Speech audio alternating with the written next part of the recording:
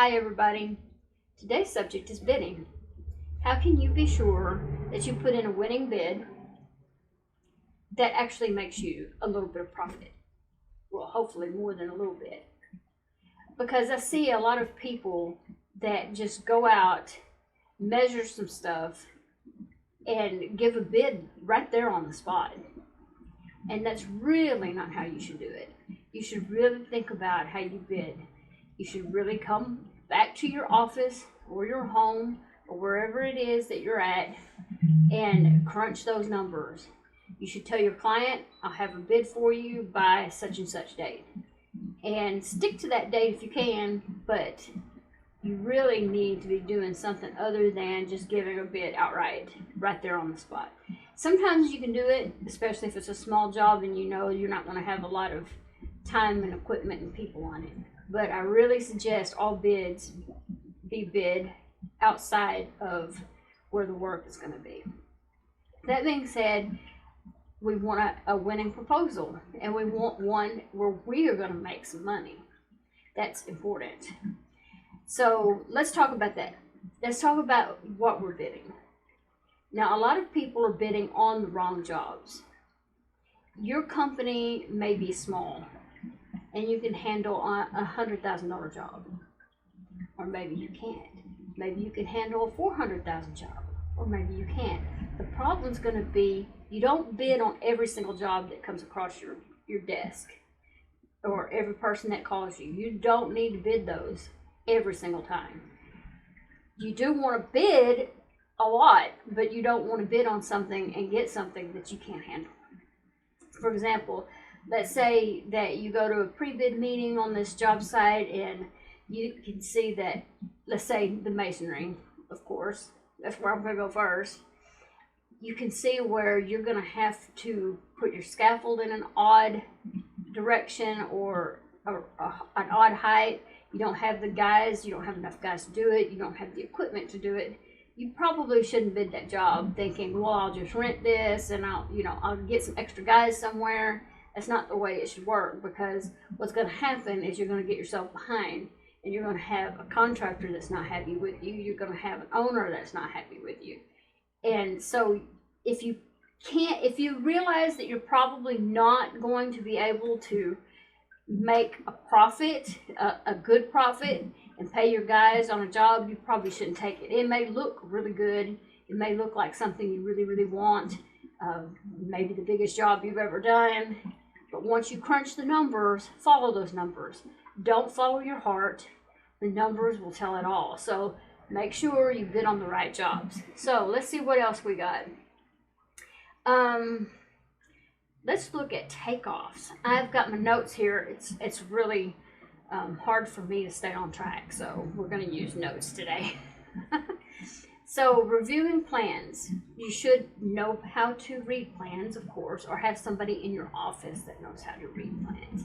Now, one of the things we do here, we've started recently, and it has really helped us, is to have software, bidding software. And ours is tailored to masonry. So if you could find software that tailors to your particular part of the job, that's really good, because it tells you everything you need. Ours is a 3D software. It's called Tradesman Pro, and it builds the building as you go. You put in what brick you're using, you put in what block you're using, where the rebar is supposed to go, the schedule, everything. And it puts it out for you, just all in a row. It'll say, this is how many brick you need, this is how much block you need. You put the prices that the brick and block are. So it automatically puts the numbers together. You tell it what rental equipment you need to use, or if you're not using rental, you're using your own. It will tell you what the price is that your equipment's going to cost you. You put in how many bricklayers you got, how many laborers you got. It tells you exactly how much you're going to spend on your labor. At the end, you get a number that you can trust. And at the first few times we did it, we were like, okay, well, we'll do it physically too. So we read the plans, we crunch the numbers, and they would come out pretty close. Usually the tradesman was a little bit higher, but we're still winning bids. So we're actually making more profit now by using Tradesman Pro than we were doing a physical takeoff. Plus, it's a whole lot less work, it's a whole lot less time, and a whole lot less paying somebody else to do it for you. So it's a perfect choice if you can figure out how to afford it, because software is not cheap. Then it will actually bump your numbers up. It will actually help you get more bids, and will actually help you in the long run to have a software like that. It's really important that you do these bids correctly. And if you don't know how to do them correctly, find somebody that can, or find you a software that can. It takes a little bit of learning experience. It takes a little bit of time to understand it, but once you do, it's an easy flow. I really recommend software, and if you're in the masonry business, I definitely recommend Tradesman Pro. So let's make sure we accurately bid, because if you don't, you can lose a lot of money. You can either go bust on the job, and we've done that before. Being in the business 28 years, there's been more than one job where we went bust. And we didn't know how we were going to start the next job, because we went into our finances to cover the job that we were on. So be really careful with your bids. Make sure you're accurate. Make sure that you sit down and you crunch the numbers. Like I said, don't do it on the job. Go back to your office, especially if it's a small job. I'd still recommend that. If you're doing a little repair, it's not going to cost $800. I wouldn't say $800, let me go crunch the numbers. You really look more professional that way as well. That you know what you're doing, that you want to make sure you're accurate. So what else can we talk about? What's a good one? Let's see, visiting the site. Now, a lot of times you can look at your plans. They look good. This is what I'm going to do. You haven't visited the site. What happens when you don't visit the site is you can really get yourself in trouble. Let's say you go to the site and the dirt work is in terrible shape, and you have a slope here that's not on the plans, so you're going to have to build scaffolding a different way, and it's going to take more scaffolding, it's going to take more time, it's going to take more labor to get that side of the building done. Or say you go to the site and it looks completely different than what you imagine when you're looking at plans. Plans don't show everything. Plans show a lot, but you really need to visit the site, walk it, see where the building's going to be. Usually when we get there, the concrete's already done, and sometimes some of the metal is done or whatever, but most of the time the concrete's done. You can kind of see where you're going to be at, how much scaffolding you're going to need, what extra, if any, equipment you're going to have that you can build into your final cost. So you've done your work, you've used your Tradesman Pro, you got it, you think perfect, you get out to the site and you're like, I may have to put an extra few thousand on this because of such and such.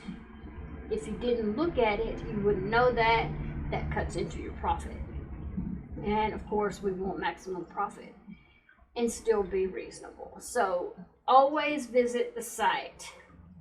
So don't forget when you're bidding, especially if you're not using a software, don't forget to add overhead. And overhead includes your insurance and your administration, all those things that you still use but not on the job. So all your office, what you use in the office, your electricity, all those bills, everything needs to be built into your bids.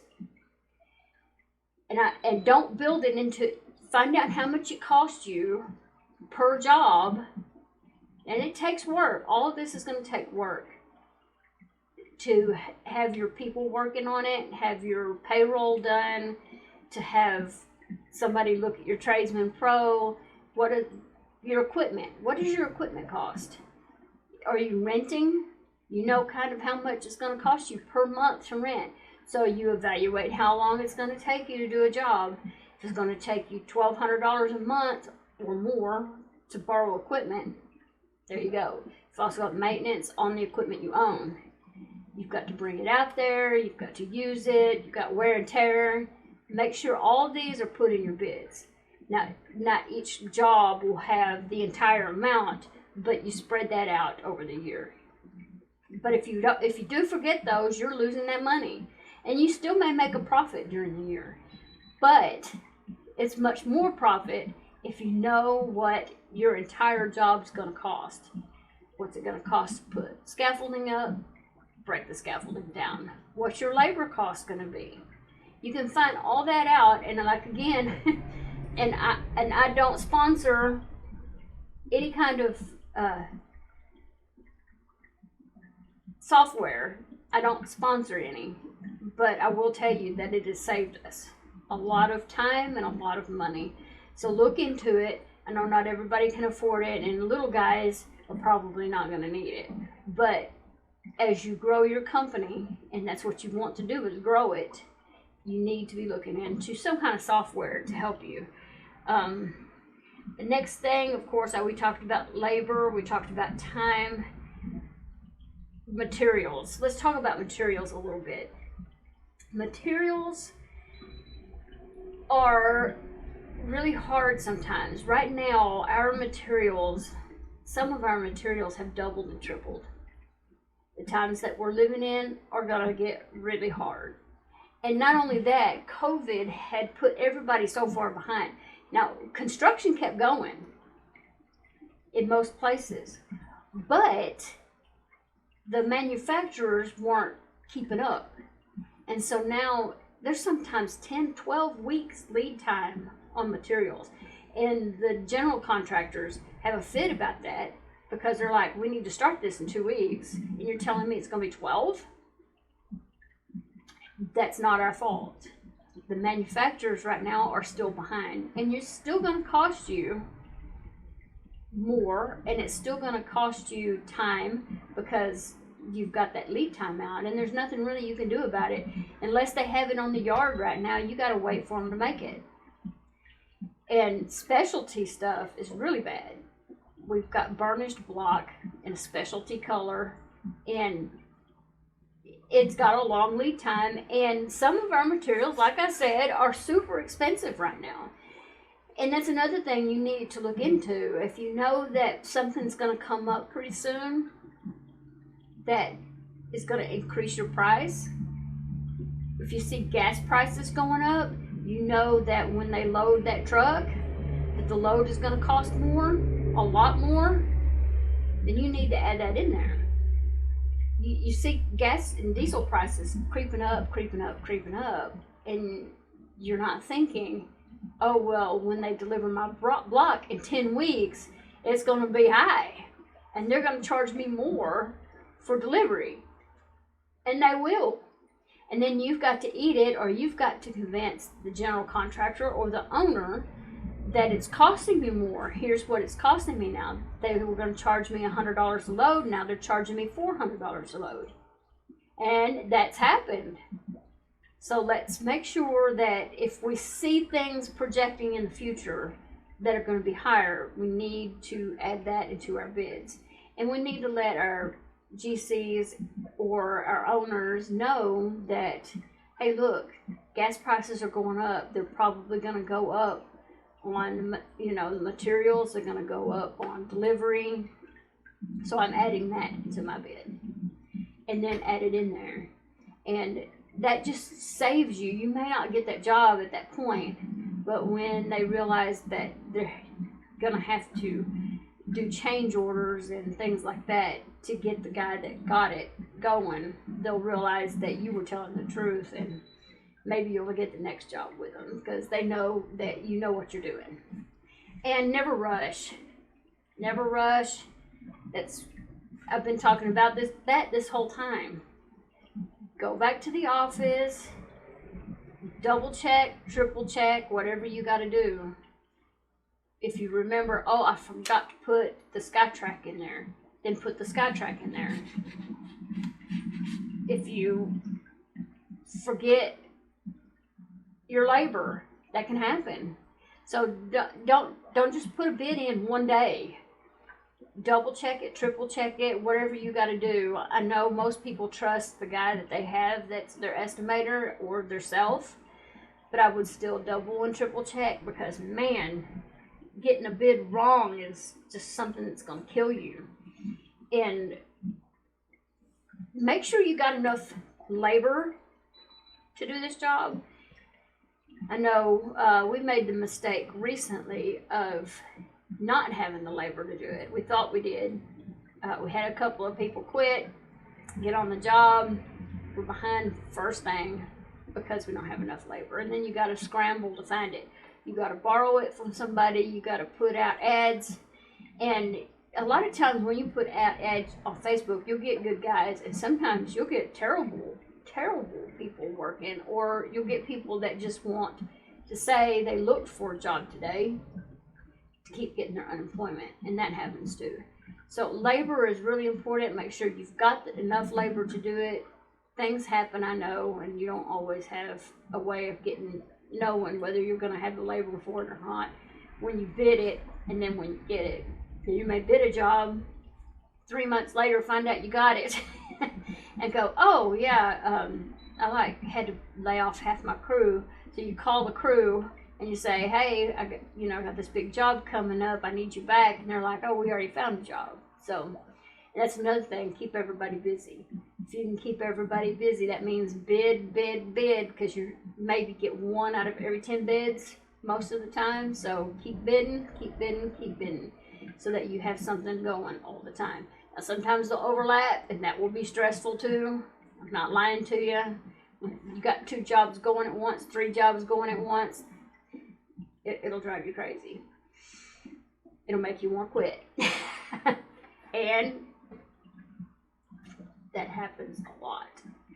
So don't get discouraged. So this is just a little bit. It's not everything you need to know about bidding. It's not everything you need to know about how to get a job or when to bid or how to bid. But it gives you a little insight into how it will help you bid a little bit, maybe get you that job, and maybe get you a few extra $1,000 because you forgot something the last bid, or you've been forgetting something. So hopefully this helps you. If you got any other suggestions, let me know. I would love to go through those and maybe make another program, another thing, another something. Maybe put it on my little broadcast here. And trivia question. Today's trivia is a masonry question, and it's true or false. So it is true or false. Painting your brick is a great way to update a home. Is it or isn't it? Can you say true or false? And do you know why or why not? So let's have the answer in the next episode, and y'all have a great day bidding today.